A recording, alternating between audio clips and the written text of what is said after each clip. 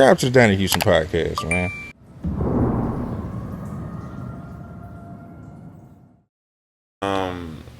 Mike Jones started building the buzz up, you know what I'm saying? And then when he started building the buzz, Swisher House was pushing him, so Still Tipping was taking off. It was like '03, I believe, '02, '03, like, you know. And I already had a deal and everything, I believe, when it first, you know, really hit the waves. And I remember you being the first one out of Houston. To, yeah, like, it was a big deal. Like, I remember my boy told me, like, man, Slim just signed an Interscope Geffen. I'm like, no shit. And then it was with then Pharrell. See, my yeah. thing on that was, okay, if I could do some shit with Pharrell, I can take my shit to the next level. I already got a catalog of shit I already did. If I can eat off of that and own that, and I can still do a lot of independent shit, you know, I was making the deal with them, you know, I can do a lot of independent shit through them too. I was like, bet I can still do underground shit, everything. So I was like, cool. But did the Pharrell thing? Did you go in seeking Pharrell, or did they say, hey, it'd be a great thing to put Nah, you with that's this a guy? Jimmy Iovine move. Jimmy Iovine, his whole little, his little, you know, that what he do is put a new artist with a big producer. You know what I'm saying? That's what he like to do. You know what I'm saying? Dr. Dre, Kendrick Lamar, Dr. Dre, The Game, Dr. Dre, 50 Cent. You know, he just like that's what he like to do. Put a big producer with an artist. So that was his vision. You know what I'm saying? And then Pharrell came to Houston, and he was on this tour bus. He played me a couple records, and you know they was jamming. You know what I'm saying? So I was like, I'm with it. You know, in the mind frame of I already be rapping on this dude shit. You know, like I be on freestyles rapping off his Now I'm shit. getting my own shit. Yeah. Now I can do, you know, and get to the next level and get the bitches. Like, you know, it's a no brainer. Like, what the fuck? This skateboard Pete.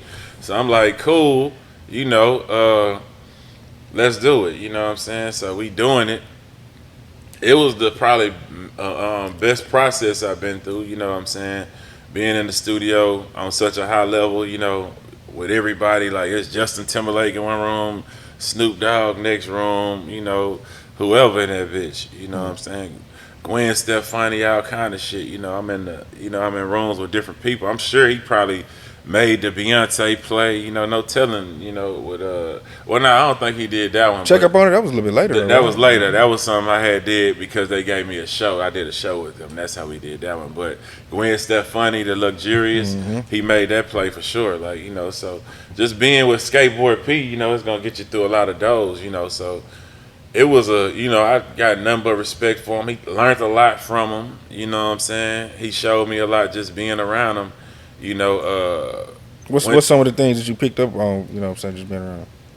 man, just the dude just on another level, man. Like he on another. I don't even know where he at right now. You know what I'm saying? But he way past us in so much shit. You know what I'm saying? With the way he's smart as fuck, like thinking, fashion, you know, everything. You know, like everything. He hella elevated and all that shit. You know what I'm saying? Like so, it's like.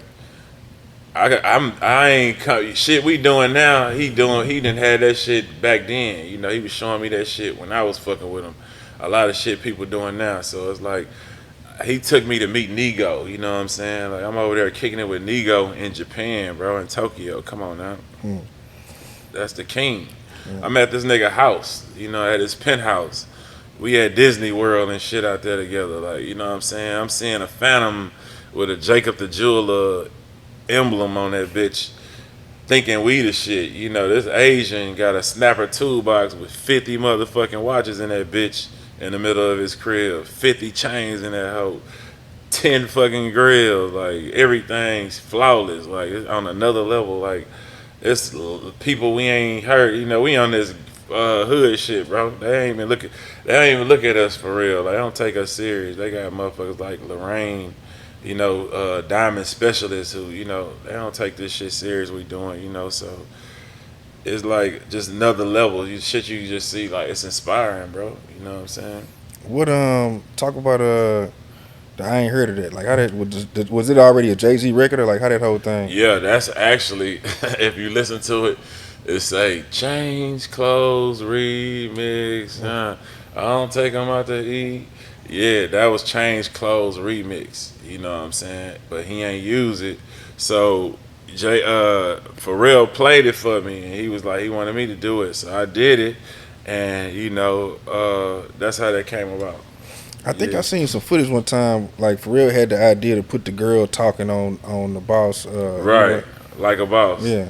Yeah, just tell her this is my driver, nigga. Like in L.A., like she my driver. She just drove me there, like from the airport or something. And he like, hey, you'll get in the booth and say this right quick. You know what I'm saying? That type of shit. Like just he's so free minded. You know what I'm saying? Like I like that, and I think that helped me be free minded too. So Hmm. he kind of do what the fuck he want to do. So it's amazing being around that type of energy. Yeah. Is it anything that could have kept you in that major label system, or where you just kind of like, hey, I see how this is, and now I want to get back to kind of get my own money? Oh man, if it would have worked, it would have probably I would have probably stayed, But at the end of the day, I don't look at myself as a radio rapper. I don't look at myself as a rapper who gonna be making songs for the radio or even for the club. I would say, you know what I'm saying. So me keeping it real with myself, I was thinking, that ain't the right place for me. You know what I'm saying? Like being with Pharrell was the right place, but over there where we was, they started moving slow. You know what I'm saying? And I'm not used to that. I'm used to being able to do whatever I want to do when I want to do it. And that's what got scary to me. Like, hold up, they playing games. We done flew out here 5 times and they still ain't did nothing. Let me up out of here. You Hmm. know what I'm saying? Like they like what? Nah. I'm like, nah, let me up out of here, man. You know what I'm saying? Like, and thank God they did, man. I think I definitely made the right move. Like Did they give you a hard time about trying to get out the deal? Or they just kind of keep trying to keep you in more so. that we had a few conversations back and forth, and I had to pay them some money to get out of the deal. But at the end of the day, they was cool, man. Like they wasn't really tripping. You know what I'm saying? They understood where I was coming from because they knew I was already an independent person. You know what I'm saying? And moved like that. So and they had made a lot of changes. Like everybody who worked up there, like the A&R who I signed to, he was gone. The main head person over Giffen was gone. Everybody I knew at the building was gone. So it's like I'm working with a new A&R who trying to show off on his first shot, and I'm it. Like Hmm. that's somebody who I already here. He probably wants somebody, and he don't really understand Houston culture like that. He just we kind of landed together, so it just wasn't. I was like, you know what? Let me get up out of here and be in control of my destiny. Donnie Houston.